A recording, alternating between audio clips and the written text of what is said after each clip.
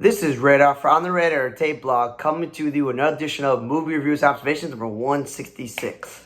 So one thing I want to clear up is I think I may have reviewed Thor Love and Thunder twice because I held on to it and didn't get a chance to return it to my parents to return to the library.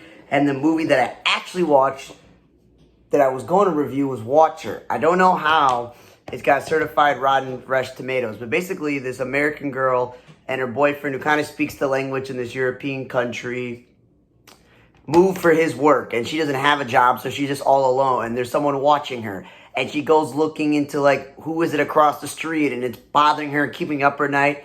He doesn't believe her, the cops don't believe her, they talk to the guy, and the guy goes, no, she's watching me, she's creeping me out, ooh, la, la, la. And you're like, this dude is a 100% creepo, he's the guy, he's the weirdo. Then there's, like, a friend she meets, and she goes this missing, but, like, an exotic dancer or whatever, and has a friend looking for her, and then you're like, well, you were right.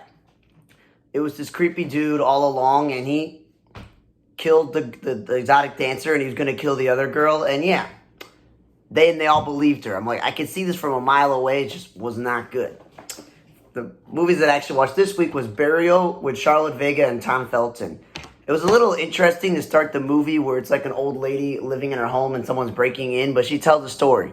And I don't know if this is any true or whatever, but the Russian soldiers get a mission from Stalin to grab Hitler's body from the bunker, and it's the story of how they got it, how their mission was to try to get it, you know, that sort of thing, because, you know, you have the German soldiers, even though the war is over, they're out there trying to get you. You have the other countries who don't want you in their country, and it's her and these guys, and Tom Felton plays, you know, he's British, but he plays one of these people, I think like Polish or whatever, in their country, and he's trying to help them out, and I was like, cool. It's like a campfire story, but, you know, hostage situation of a person breaking into her house, of like a post-World War II, I mean like a World War II story, literally like when the war was over. I thought it was cool. I thought it was pretty good.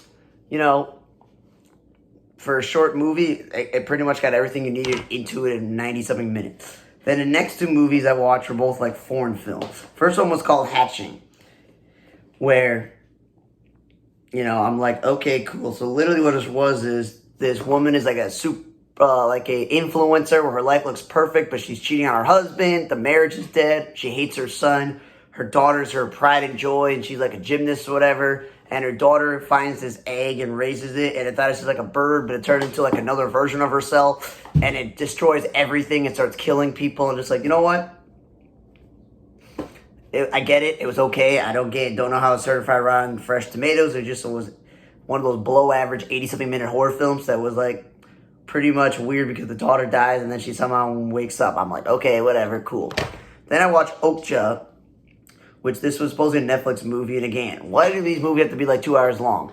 And I like that Paul Dano was in the movie, and Stephen Yeun, Lily Collins, and Devin Bostic, and Giancarlo Esposito, and Jake Gyllenhaal, and Tilda Swinton.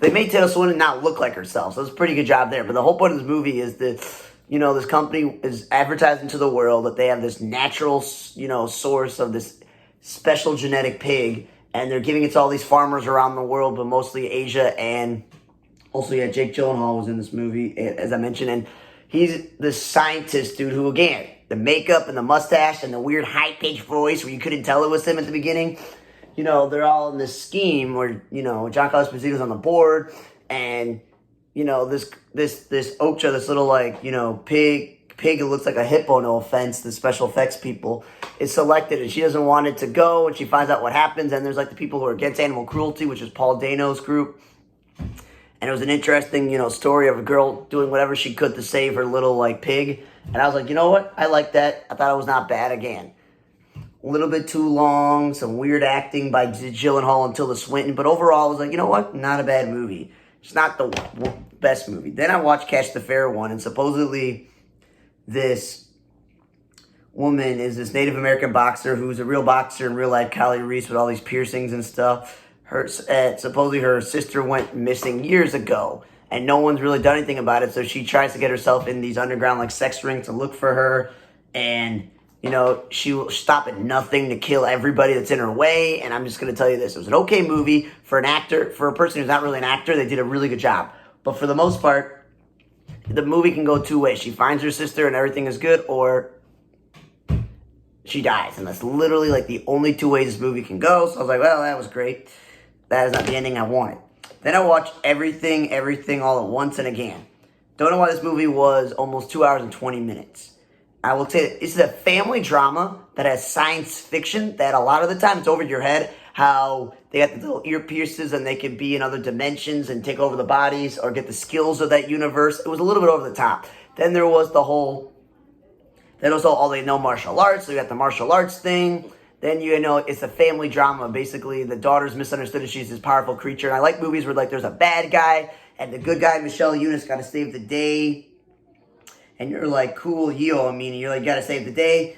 And, like, it was cool to see Jenny Slate for 2 seconds each part. Harry Shum was barely in there playing, like, a Ratatouille chef with the hair pulling, which was interesting. James Hong playing the grandfather. Like, you know, not bad.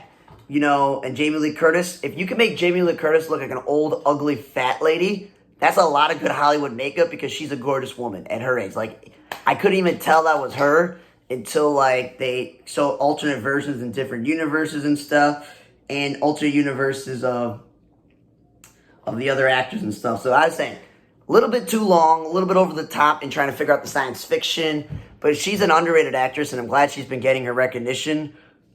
But again, Certified Fresh, I don't think this was the best movie I watched. I think it was an okay movie to watch, like on a weekend where you have time. Same thing with Catch the Fair One and Okja. Literally, the best movie I watched this week was the World War II movie about taking Hitler's body, the Russian soldiers trying to get it back to Stalin. I feel like that's the best movie I watched. Watcher was just stupid, and you could tell the plot all the way from the beginning. Catch the Fair One, it was good acting by a non-actress, but you could tell the movie's only going to go one or two ways. Okja, a little bit too long, a little dry and boring for a little bit. Hatching was a bad horror film. And Everything Once was enjoyable to watch, but it's definitely not the best movie or the worst movie. It was literally, Burial was the best movie I watched this week. Thanks again for listening to another edition of Movie Reviews and Observations number 166. For On the Radar Tape Blog, I'm Radar. See you guys next time.